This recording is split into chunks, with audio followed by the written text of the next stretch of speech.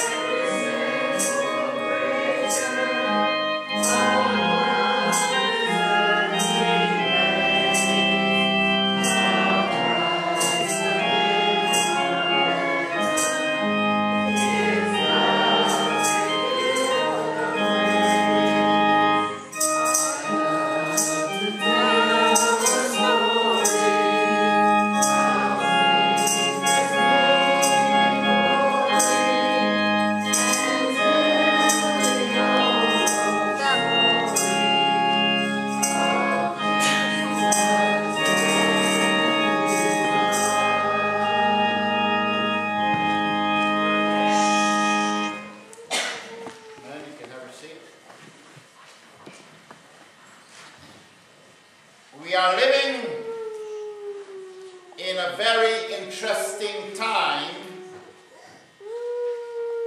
compared with the time when Jesus spoke about the gospel that we heard today.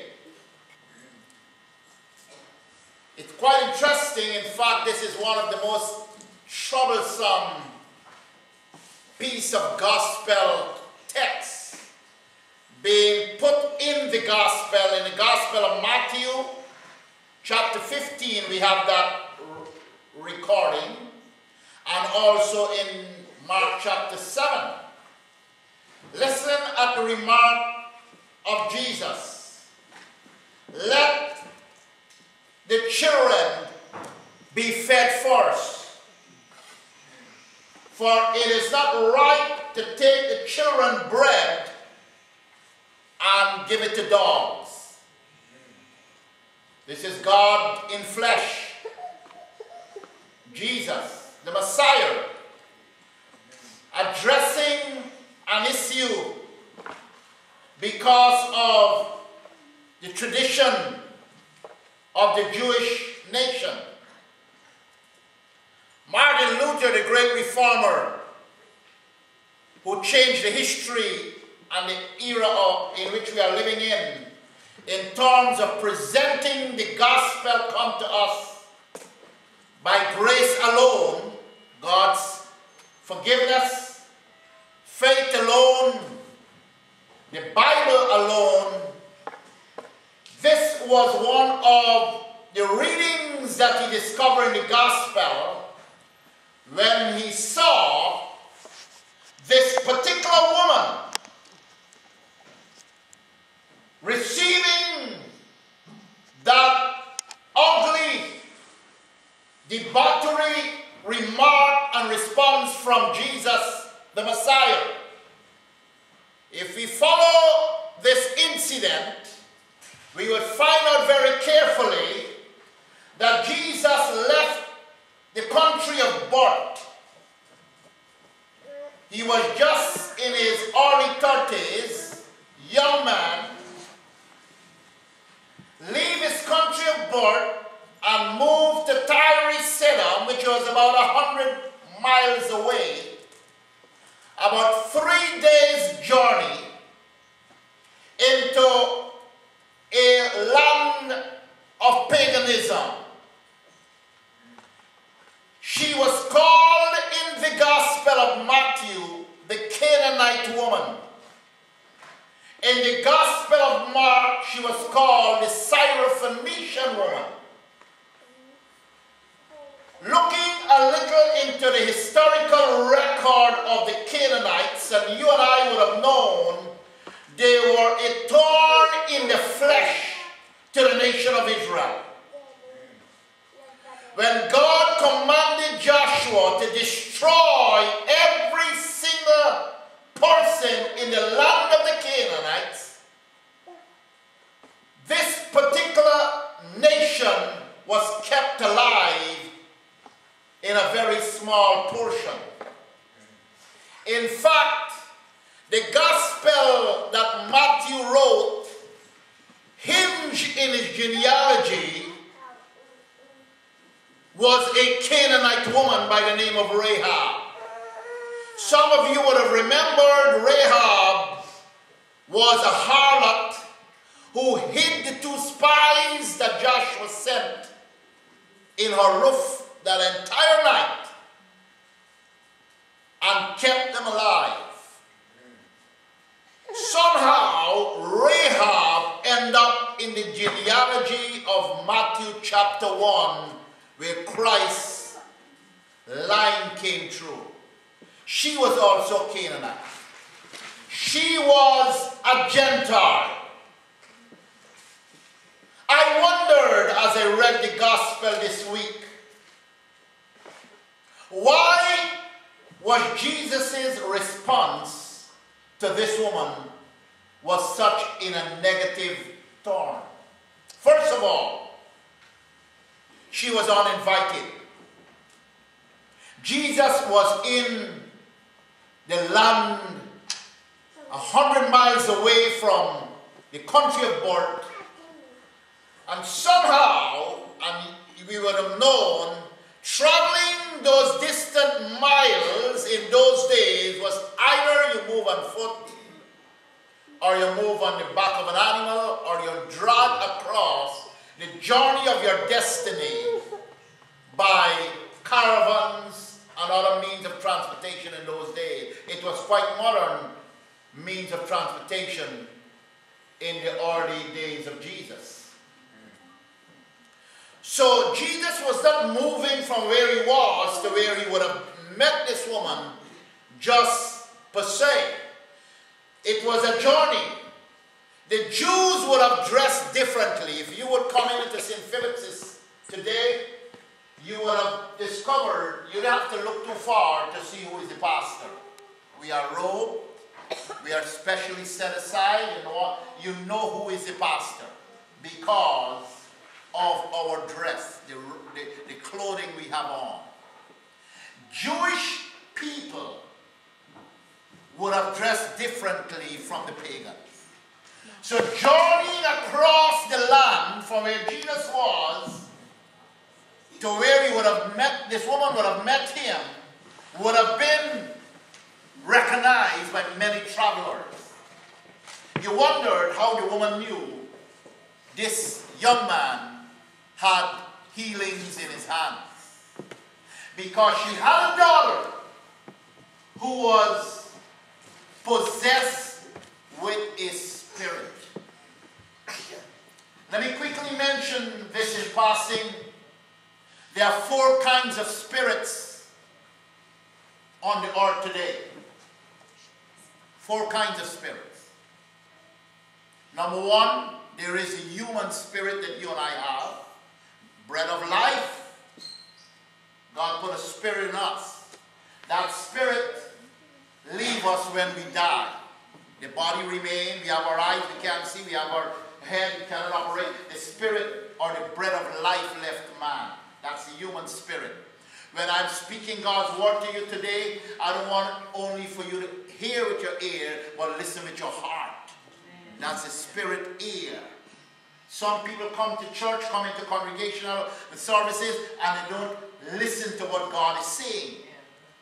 Very important.